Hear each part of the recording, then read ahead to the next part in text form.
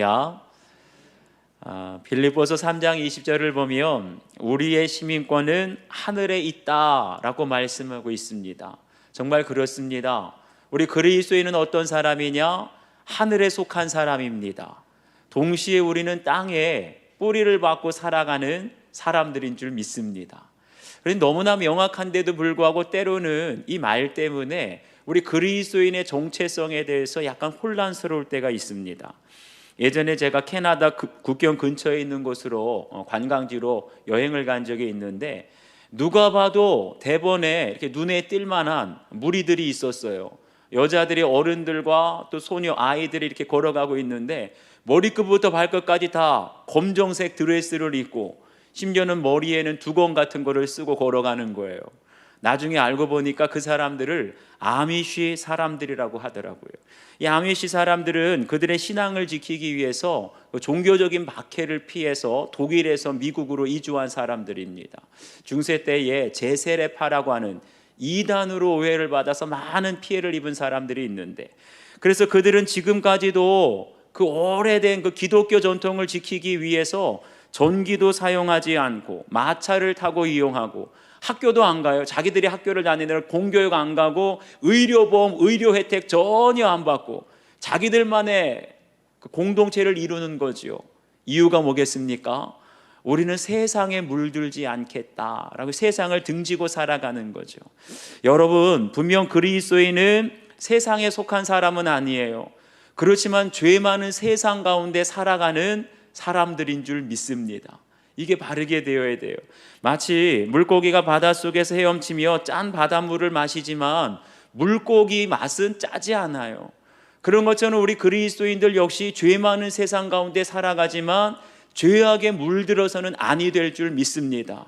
그래서 날마다 우리는 세상 가운데서 주님과 동행하며 일상 속의 거룩을 이루어야 할 줄 믿습니다.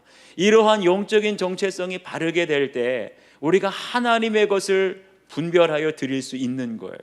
오늘 주신 말씀, 하나님의 것은 하나님께 바치라, 이 제목을 통하여서 어떻게 하면 우리의 영적인 정체성을 바르게 지켜나갈 수 있을까 함께 은혜 나누겠습니다. 첫 번째는 말의 올무에 걸리지 말아야 합니다. 우리 15절과 16절을 함께 읽겠습니다. 시작. 이에 바리새인들이 가서 어떻게 하면 예수를 말의 올무에 걸리게 할까 상의하고 자기 제자들을 헤롯 당원들과 함께 예수께 보내어 말하되, 선생님이여, 우리가 아노니 당신은 참되고 진리로 하나님의 도를 가르치시며 아무도 꺼리는 일이 없으시니 이는 사람을 외모로 보지 아니하심이니이다. 아멘. 여기 보세요. 바리새인들이 어떻게 하면 예수를 말의 올무에 걸리게 할까 상의하였다고 했습니다. 지금까지 바리새인이나 대제사장들이나 예수님을 넘어뜨리기 위해서 한두 번 시도한 것이 아니지요. 그런데 번번이 예수님께 말로는 당해낼 수가 없어요. 더군다나 그 영적인 권위 때문에 수많은 무리들이 따르니 예수님을 잡으려다가도 실패를 하였지요. 그러니까 이번에는 말의 올무에 걸리게 할 방법을 서로 상의하였다고 합니다. 여기서 말하는 올무는 주로 새를 잡을 때 사용하는 일종의 덫인데, 여기서 의미하는 것은 사람을 고소하기 위해서 만든 함정을 가리킵니다. 한마디로 사냥꾼들이 함정, 올무를 놓고 새를 잡으려고 하는 것처럼 바리새인들이 예수님을 말의 올무, 함정에 빠뜨리기 위해서 치밀하게 계획을 세우고 예수님을 대적했다는 걸 알 수가 있어요. 사랑하는 여러분, 우리 성도들에게도 올무가 있다는 것을 여러분 아시기 바랍니다. 사탄은요, 어떻게 해서든지 믿는 성도들을 말의 올무에 걸리게 하기 위해서 수단과 방법을 가리지 않고 접근하고 있다는 거예요. 때로는 협박으로, 때로는 유혹의 말로 우리를 넘어뜨리려고 합니다. 평소에 폭력과 폭언을 서슴지 않았던 무서운 남편이 어느 날 부드러운 말로 이번 주만 교회 가지 말고 나랑 같이 캠핑 가자. 그러면 왠지 그 남편의 말을 여러분 따르고 싶지 않습니까? 그런 거 하면 평소에 그냥 나에게 잘해주던 착한 동서와 시누이가 어느 날 갑자기 앞으로 교회 계속 나가면 이제는 집안일 도와주지 않을 거예요. 이렇게 협박을 하면 또 교회 나가기가 여러분 걱정되고 두려워지지는 않습니까? 이렇게 호시탐탐 사탄은 저희들을 말로 넘어뜨리려고 해요. 영적으로 무너뜨리려고 하기 때문에 우리가 그 올무에 빠지지 않기 위해서는 늘 깨어 기도하며 말씀으로 대적해야 할 줄 믿습니다. 그런데 보세요, 사탄이 그렇게 어설프게 올무를 놓는 것이 아닙니다. 누구라도 한번 빠지면 절대 빠져나가지 못하도록 아주 철저하게 치밀하게 우리의 약점을 가지고 접근한다는 거예요. 여기에 보면 선생님이여 우리가 아노니 당신은 참되고 진리로 하나님의 도를 가르치시며 아무도 꺼리는 일이 없으시니 이는 사람을 외모로 보지 아니하심이니이다. 여러분 딱 들어도 느낌이 오지 않습니까? 이 무슨 말이죠? 아부하는 아부성 발언 아닙니까? 아마 여러분들이나 저나 이 말을 들었다면 선생님이요 선생님은 참되시고 진리로 하나님의 도를 가르치시니이다. 어떤 사람도 외모로 차별하지 않습니다. 우쭐해지지 않겠어요 여러분? 바로 그런데 이 사람들의 말을 가만 살펴보면 틀린 말이 하나도 없어요. 다 맞는 말이에요. 그럼에도 불구하고 이것은 거짓말입니다. 왜냐하면 맞는 말을 하지만 이 말하는 사람들의 의도가, 속에 감춰진 의도가, 꿍꿍이가 거짓되다는 거예요. 만약에 이 사람들이 말하는 대로 주님은 참되시고 진리로 하나님의 도를 가르치십니다, 이걸 믿었다면 이 사람들이 누구의 제자가 되어야 돼요? 벌써 예수님의 제자가 되어야 되지 않겠습니까? 그런데 말로는 예수님 존경합니다, 말로는 예수님 높이 띄워주면서 속에는 무슨 꿍꿍이가 있느냐? 예수님을 함정에 빠뜨리려고 하는 이 속셈이 있다는 것이죠. 우리가 영적인 분별력이 없다면 이들이 하는 말만 듣고 아하, 저 사람들도 예수님 존경하는 사람들인가 보다, 저 사람들도 예수님을 따르는 제자들인가 보다, 이렇게 호흡하고 넘어갔을 겁니다. 대부분의 사람들이 언제 말의 올무에 넘어지느냐? 사람들 앞에서 나를 인정해주고 사람들 앞에서 나를 칭찬해주고 높이 띄워주면 알면서도 속아 넘어가요. 그게 바로 아부의 함정입니다. 타임즈의 편집국장 출신이었던 리처드 스탠걸이라는 사람이 아부의 기술이라고 하는 책을 썼어요. 혹자는 이걸 갖다가 사회생활하는 사람들이 반드시 읽어야 할 필독서라고 말하는데요, 그 책을 보면 이런 내용이 나옵니다. 사람은 누구나 아부를 받고 싶어 합니다. 흔히 자긍심이 강하고 화려한 업적을 높이 쌓은 사람들은 자신을 칭찬하는 소리를 아부라고 생각하지 않는다라고 말한다는 거예요. 그 책에 이런 내용이 있어요. 역사적으로 볼 때 아부하는 말을 해서 실패한 사람이 없다. 그러니까 누구나 다 아부하는 말을 좋아한다는 거예요. 특별히 어떤 사람이요? 많은 업적을 이루고 성공하고 높은 지위에 오른 사람. 그렇기 때문에 강한 사람, 성공한 사람들은요, 비판이나 협박하는 말엔 잘 안 넘어갑니다. 그런데 언제요? 칭찬하는 말, 아부하는 말에는 너무나 맥없이 넘어진다는 거예요. 특별히 우리 주위에 아부에 약한 사람들이 있습니다. 어떤 사람이냐? 허영심이 많은 사람, 자존심이 강한 사람일수록 아부에 쉽게 넘어진다고 합니다. 저희들도 마찬가지 아닙니까? 우리가 평소에 허영심과 자존심이 강하면 누군가 나에게 바로 아부성 발언으로 접근하고 넘어질 수 있다는 사실을 여러분 기억하시길 바랍니다.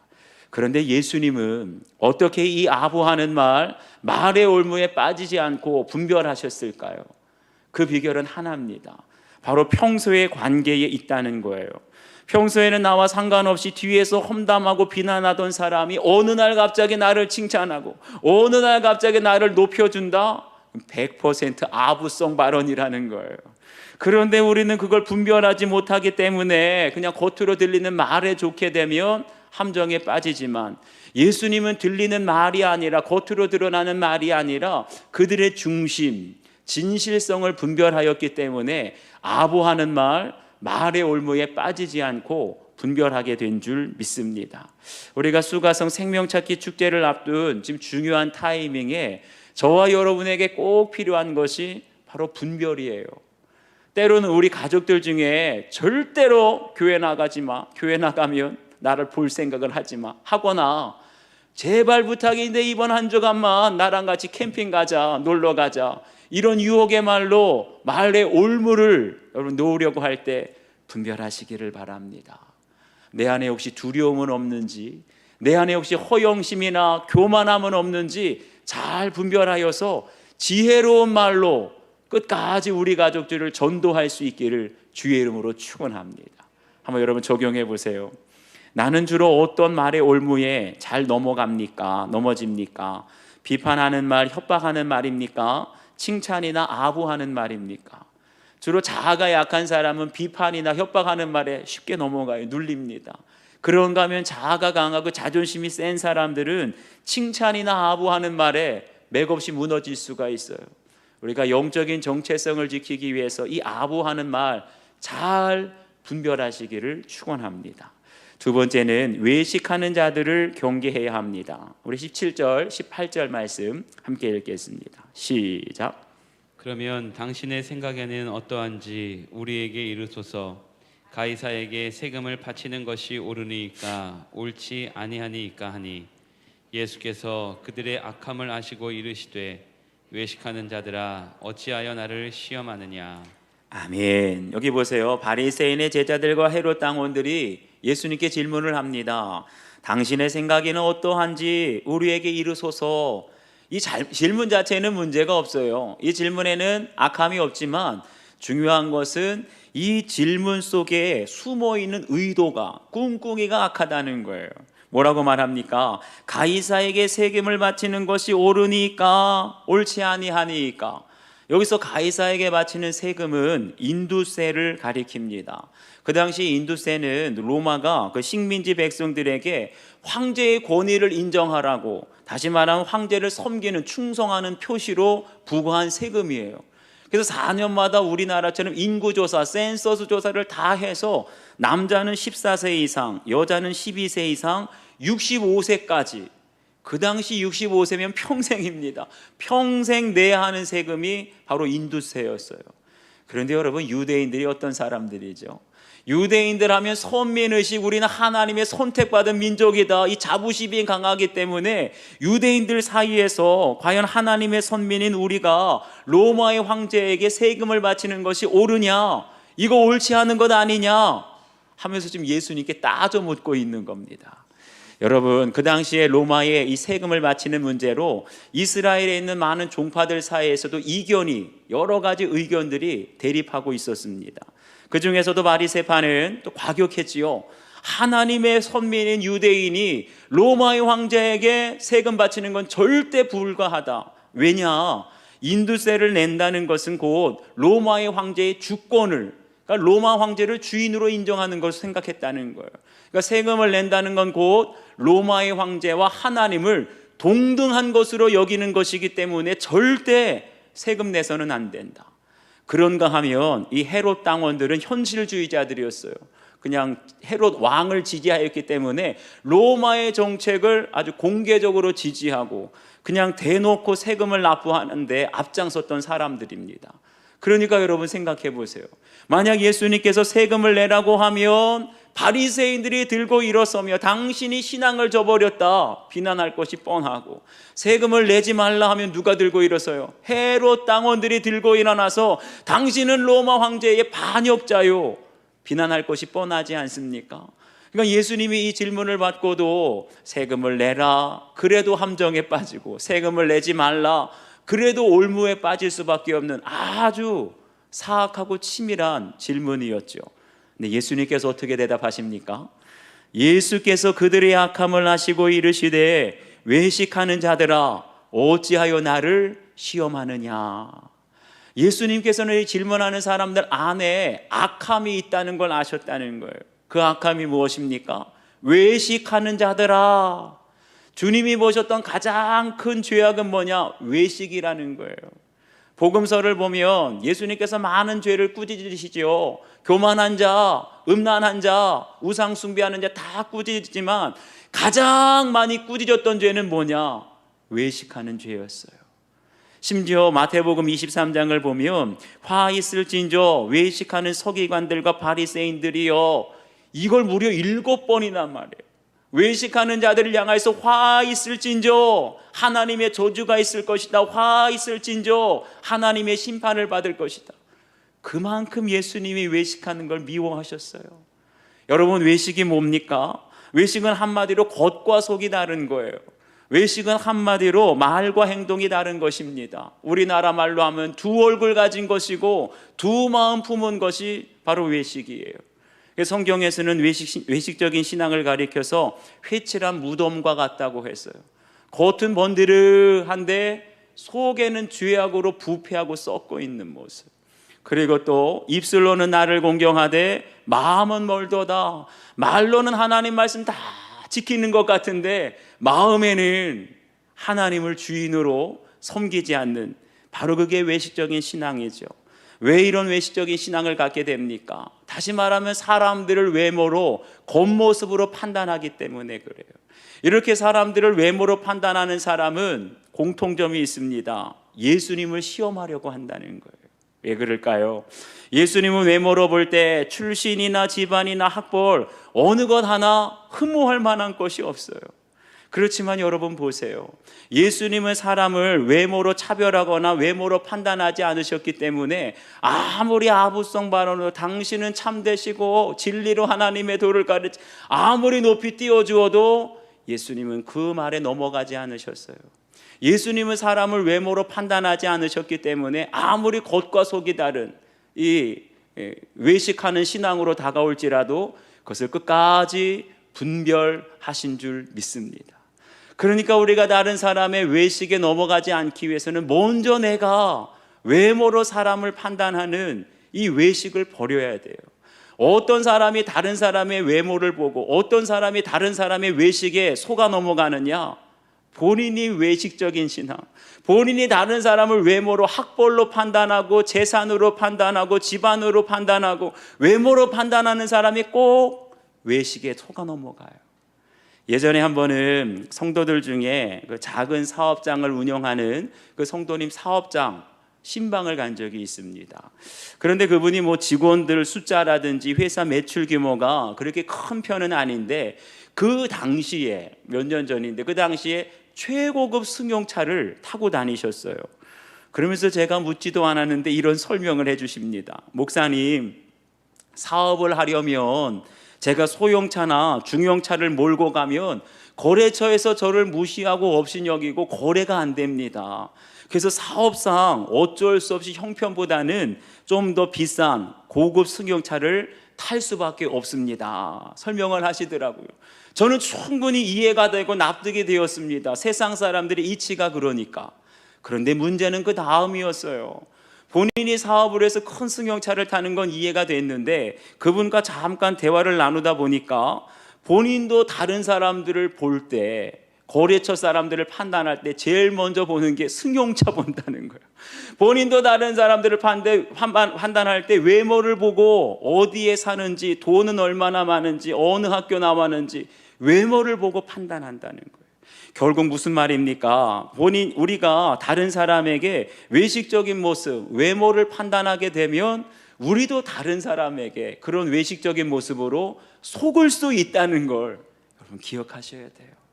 사랑하는 여러분, 왜 우리 가정에 사건이 와도 그것이 분별이 안 될까요?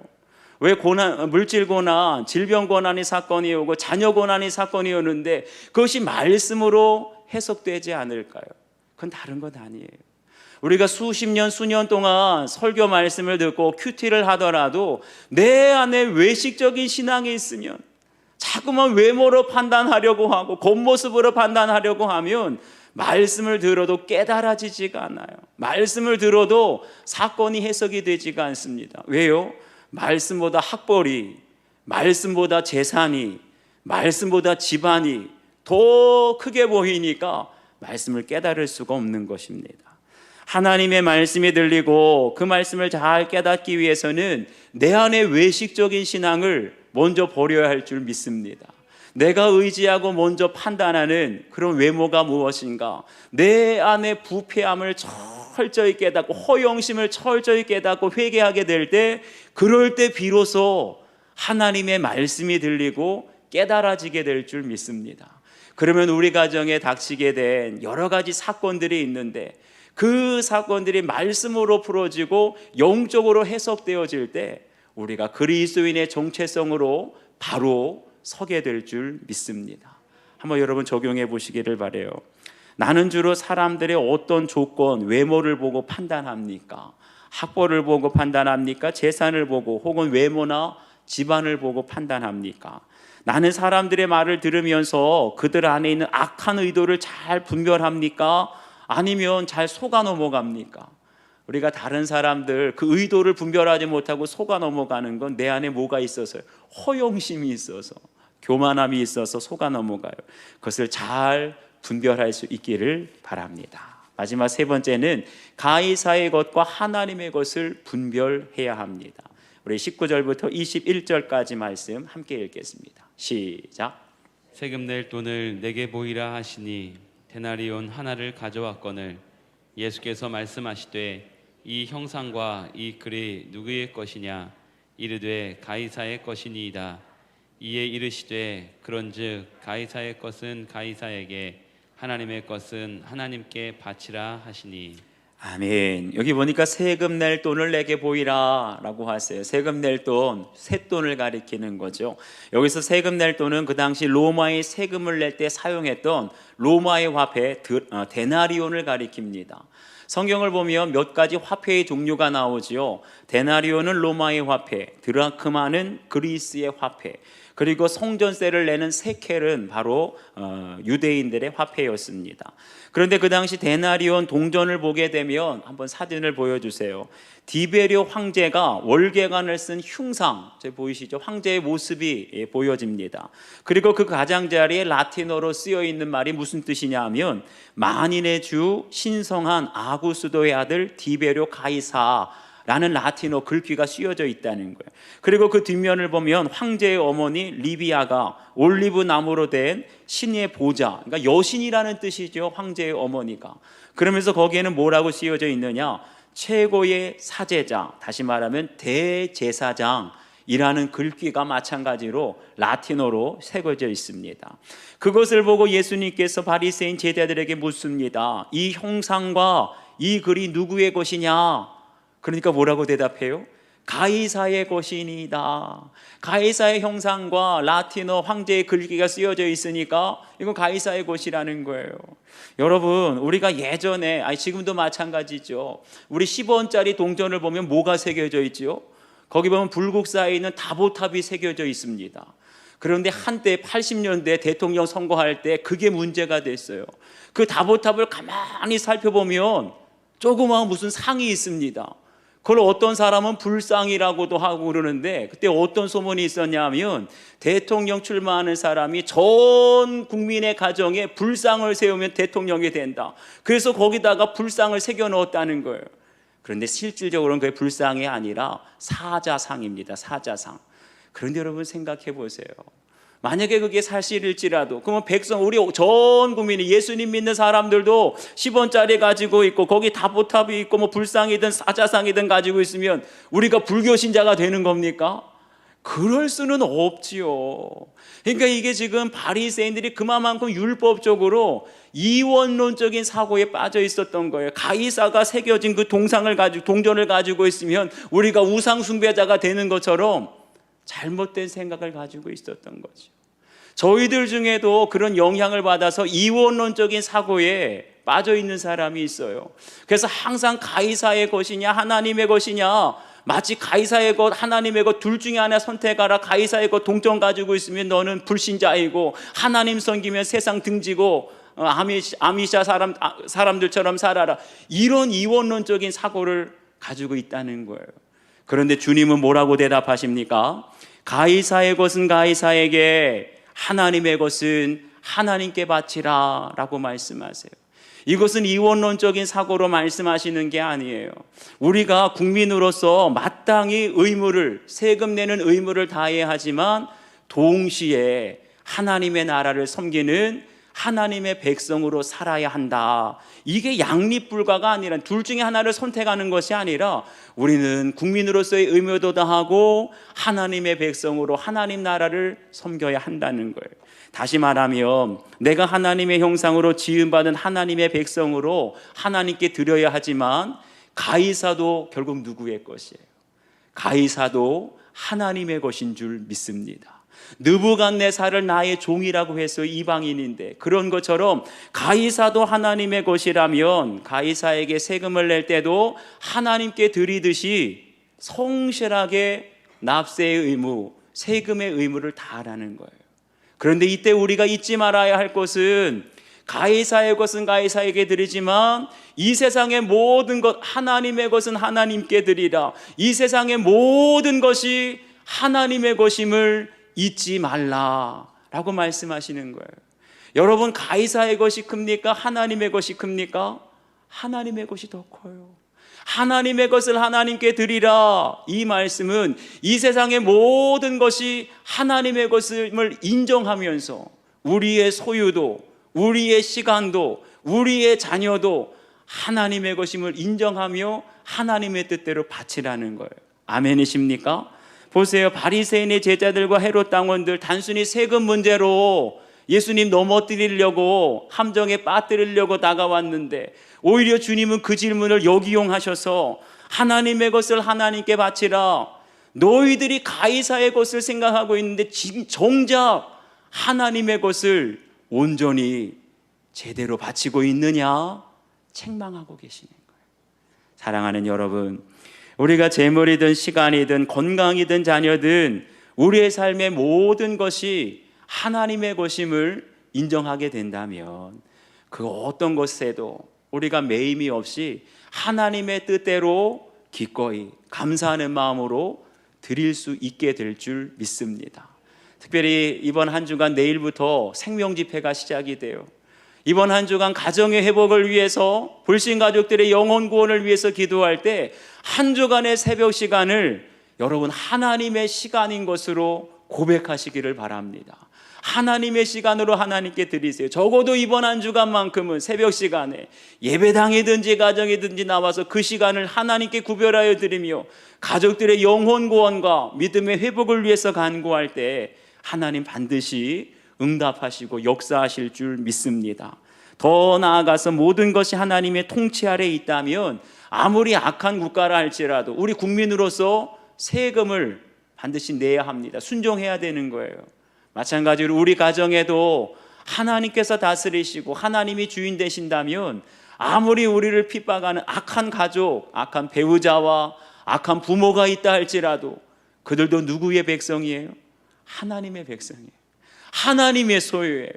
그렇다고 한다면 아무리 악한 가족일지라도 그들의 영혼 구원을 위해서 이번 한 주간 순종하시기를 바랍니다. 그럴 때 하나님이 여러분의 순종을 통하여 가정의 구원을 이루어 주실 줄 믿습니다. 돈 욕심 때문에 가상화폐에 투자했다가 큰 손실을 보고 난 후에 말씀 묵상을 통해 하나님의 것을 구별하며 드리게 되었다는 한 성도님의 큐티인 간증입니다.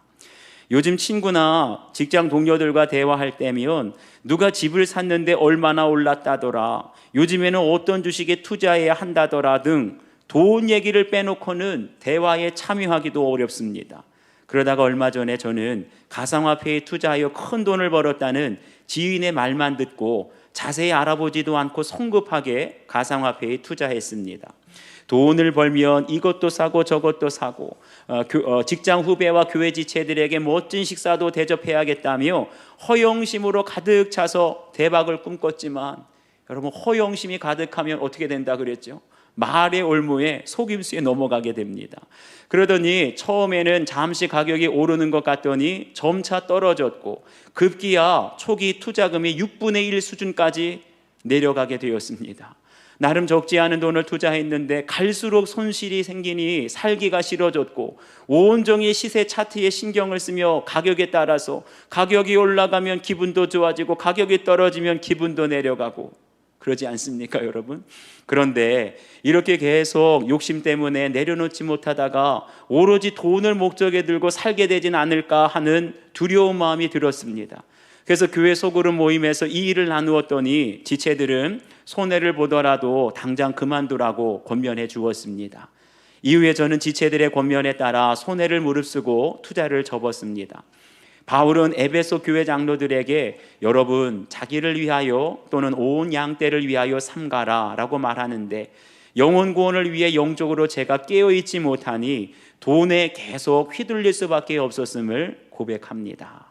여전히 일상에서 돈 버는 이야기가 매일 넘쳐나지만 그때마다 돈 욕심이 올라오지만 날마다 말씀을 묵상하며 돈보다 중요한 것이 무엇인지 분별하며 가기를 원합니다.